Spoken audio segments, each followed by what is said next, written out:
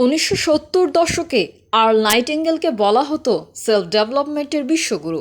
তার সবচেয়ে বিখ্যাত উক্তিগুলোর একটি হলো, আপনার কাজ যেটাই হোক সেটা আপনাকে আকাশে তুলে দিতে পারে যদি আপনি কাজের প্রতি আন্তরিক হন। কাজকে শুধুই টাকার মেশিন বানালে আপনি কোনোদিনও কাজ করে সত্যিকার আনন্দ পাবেন না। ফলে কাজের প্রতি পূর্ণ মনোযোগ দেয়া বা নতুন কিছু শেখার আগ্রহও আপনার মাঝে আসবে না। এর ফলে আপনি ক্যারিয়ারে যেখানে আছেন সেখানেই থেকে যাবেন। অন্যদিকে যদি কাজের প্রতি সত্যিকার আন্তরিকতা থাকে, অর্থাৎ কাজকে যদি ভালোবাসেন এবং নিজের জীবনের একটি গুরুত্বপূর্ণ অংশ মনে করেন, তবে কাজও আপনাকে তেমন প্রতিদানই দেবে। ভারতীয় বিলিয়নিয়ার এবং উপমহাদেশের ব্যবসা জগতের লিজেন্ড রতন টাটা একজন সাধারণ নিম্ন শ্রেণীর কর্মী হিসেবে টাটা গ্রুপে যাত্রা শুরু করেছিলেন, কিন্তু কাজের প্রতি আন্তরিকতা দিয়ে তিনি একসময়ে সেই কোম্পানিরই প্রধান হয়ে ইতিহাস সৃষ্টি করেছিলেন। টাটার মতো এমন অসংখ্য উদাহরণ আমাদের আশেপাশেই রয়েছে। বহু মানুষ খুব সাধারণভাবে একটি প্রতিষ্ঠানে কাজ শুরু করে নিজের যোগ্যতাকে এমন জায়গায় নিয়ে গেছেন যার ফলে তারা সেই প্রতিষ্ঠানের অনেক গুরুত্বপূর্ণ পদে জায়গা পেয়েছেন। শুধুমাত্র টাকার জন্য কাজ না করে প্রতিষ্ঠানকে সেবা করার জন্য কাজ করুন। এতে করে কাজের প্রতি সত্যিকার আন্তরিকতা আসবে। তাহলে দেখবেন কাজ করে আনন্দ পাচ্ছেন, কর্মক্ষেত্রে নিজের দক্ষতা ও যোগ্যতাকে তুলে ধরতে পারছেন। ফলে অবধারিতভাবেই দিন দিন আপনি কর্মক্ষেত্রে সফল হতে থাকবেন। সহকর্মীদের সাথে সবসময় ভালো আচরণ করুন। কর্মক্ষেত্রে সফল হতে চাইলে সহকর্মীর সাথে সুসম্পর্কের কোনো বিকল্প নেই। সত্যি কথা বলতে এটা অন্যতম জরুরি বিষয়। সহকর্মী বলতে এখানে প্রতিষ্ঠানের চেয়ারম্যান, সিইও থেকে শুরু করে ঝাড়ুদার পর্যন্ত সবাইকে বোঝানো হচ্ছে। সহকর্মীদের সাথে সম্পর্ক ভালো রাখার জন্য খুব সহজেই কয়েকটি বিষয় মেনে চলুন, তাহলেই হবে। হাসি খুশি থাকুন। সহকর্মীদের সাথে অহেতুক গম্ভীর হয়ে থাকবেন না। সবসময় গম্ভীর হয়ে থাকা মানুষের সঙ্গ কেউ উপভোগ করে না। সবসময় গম্ভীর হয়ে থাকলে অন্যেরা আপনার কাছে ঘেঁষতে চাইবে না। এর ফলে সহকর্মীদের সাথে আপনার ভালো সম্পর্ক গড়ে উঠতে সমস্যা হবে। সবসময় হাসি খুশি থাকুন। সবাই যেন বুঝতে পারে আপনি তাদের সঙ্গ উপভোগ করছেন, তাহলে তারাও আপনার সঙ্গ উপভোগ করবেন। অহেতুক কারো সময় নষ্ট করবেন না। সবার সাথে সৌজন্যমূলক সম্পর্ক রাখার পাশাপাশি এটাও খেয়াল রাখবেন যেন আপনার কারণে কারো কাজের সময় নষ্ট না হয়। এতে সহকর্মীরা বিরক্ত হবে এবং আপনাকে এড়িয়ে চলতে চাইবে।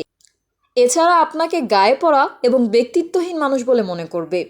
আপনাকে আন্তরিকতা ও অন্যের গায়ে না পড়া, এই দুটি বিষয় ব্যালেন্স করে চলতে হবে। যদি কাউকে জরুরি কাজ করতে দেখেন তবে তার সাথে গল্প জুড়ে দেবেন না। অহেতুক কারো সময় নষ্ট করবেন না। সবার সাথে সৌজন্যমূলক সম্পর্ক রাখার পাশাপাশি এটাও খেয়াল রাখবেন যেন আপনার কারণে কারো কাজের সময় নষ্ট না হয়। এতে সহকর্মীরা বিরক্ত হবে এবং আপনাকে এড়িয়ে চলতে চাইবে। এছাড়া আপনাকে গায়ে পড়া এবং ব্যক্তিত্বহীন মানুষ বলে মনে করবে। আপনাকে আন্তরিকতা ও অন্যের গায়ে না পড়া, এই দুইটি বিষয় ব্যালেন্স করে চলতে হবে। যদি কাউকে জরুরি কাজ করতে দেখেন তবে তার সাথে গল্প জুড়ে দেবেন না। প্রয়োজনীয় কাজের কথা থাকলে কথা সেরে চলে আসুন। সম্পর্ক উন্নয়নের জন্য লাঞ্চ বা অফিস শেষের সময়ের মতো ফ্রি টাইম বেছে নিন। ভালো একজন টিম মেম্বার হয়ে উঠুন। একজন ভালো টিম মেম্বার নিজের স্বার্থের আগে টিমের স্বার্থকে বেশি প্রাধান্য দেয়। প্রতিটি প্রতিষ্ঠানই এক একটি টিম। প্রতিষ্ঠানের প্রতিটি মানুষেরই সেটিকে সঠিকভাবে চালানোর পেছনে অবদান আছে। টিমওয়ার্ক ছাড়া কোনো প্রতিষ্ঠান চলতে পারে না। আর যেসব কর্মী নিজেকে যোগ্য টিম মেম্বার হিসেবে প্রমাণ করতে পারে তাদের ক্যারিয়ারই সবচেয়ে সফল হয়। ভালো টিম মেম্বার হতে সবসময় নিজের স্বার্থের আগে টিমের বা প্রতিষ্ঠানের স্বার্থ দেখতে হবে এবং অন্যদের যথাসাধ্য সাহায্য করতে হবে। অন্যদের কাছ থেকে যেমন আপনি শিখবেন তেমনি আপনি যা জানেন সেটা অন্যদের শেখান। এতে টিমের সদস্যদের কাছে আপনার গ্রহণযোগ্যতা বাড়বে এবং আপনার সত্যিকার দক্ষতা ও জ্ঞানকে আপনি প্রকাশ করতে পারবেন। অফিস পলিটিক্স ও বিবাদ এড়িয়ে চলুন। অফিস পলিটিক্স যারা করে তারা কখনোই দীর্ঘমেয়াদে কর্মক্ষেত্রে সফল হতে পারে না।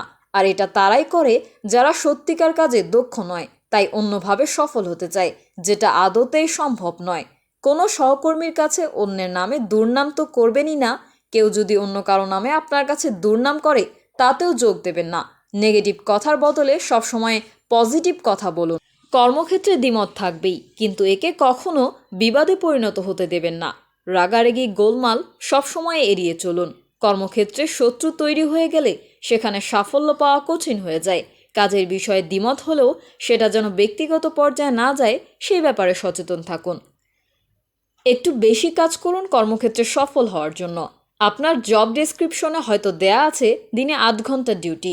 বেশিরভাগ কর্মী ঘড়ি ধরে কাজ করেন এবং সময় পার হয়ে গেলে আর কাজ করতে চান না। কিন্তু আপনি যদি কর্মক্ষেত্রে অসাধারণ সাফল্য চান তবে এই কোটার বাইরে বের হয়ে আসুন। অসাধারণ সফল কর্মীরা কোটার বদলে নিজের পূর্ণ ক্ষমতা দিয়ে কাজ করেন। তাদের কোটা যদি হয় 8 ঘন্টা এবং এনার্জি থাকে 10 ঘন্টা কাজ করার, তবে তারা অন্তত 30 মিনিট বেশি কাজ করেন। তারা তাদের কোটা পূর্ণ করার চেয়ে নিজের ক্ষমতা ও দক্ষতাকে কাজে লাগানোর ব্যাপারে বেশি আগ্রহী। তারা সবসময় নিজের সেরা পারফরমেন্স দেওয়ার চেষ্টা করেন। এতে তাদের নিজের কাজ করতে পারার লিমিটও ধীরে ধীরে বাড়তে থাকে, অর্থাৎ কাজ করার এনার্জি ও দক্ষতা বেড়ে যায় এবং এক সময়ে না এক সময়ে এটা অন্যদের চোখে পড়ে, যেটা তাদের একটির পর একটি সাফল্যের সিঁড়ি টপকে যেতে সাহায্য করে। কর্মক্ষেত্রে সফল হওয়াটা জীবনের সফল হওয়ার একটি গুরুত্বপূর্ণ অংশ। আপনি যদি আপনার কর্মক্ষেত্রে সর্বোচ্চ সাফল্য অর্জন করতে পারেন তবে জীবনের অন্যান্য ক্ষেত্রেও সফল হওয়াটা অনেক সহজ হয়ে যাবে। সততা ও নিষ্ঠার সাথে কাজ করলে এবং সবসময় নিজেকে আরও দক্ষ ও উন্নত করার চেষ্টা করলে কর্মক্ষেত্রে সফলতা সহজেই আপনার হাতের মুঠোয় ধরা দেবে। তবে অনেক সময় নিজের সবটা দিয়ে চেষ্টা করার পরও কাঙ্ক্ষিত সাফল্য আসে না। এই সময় অবশ্যই ধৈর্য ধরে কাজ করে যেতে হবে। একবারের জন্য ভাববেন না যে এভাবে কাজ করে লাভ নেই। সততা ও নিষ্ঠার সাথে কাজ করলে আপনি কর্মী হিসেবে দক্ষ হয়ে উঠবেন। অনেক সময় হয়তো এখন যে প্রতিষ্ঠানে আছেন সেই প্রতিষ্ঠানে কাঙ্ক্ষিত সাফল্য পাবেন না, কিন্তু সঠিকভাবে কাজ করলে ও নিজেকে প্রস্তুত করলে সঠিক প্রতিষ্ঠানই আপনাকে খুঁজে নেবে, অথবা নিজেই এমন একটি প্রতিষ্ঠানের প্রধান হয়ে যাবেন। কোনো কষ্টই আসলে বৃথা যায় না।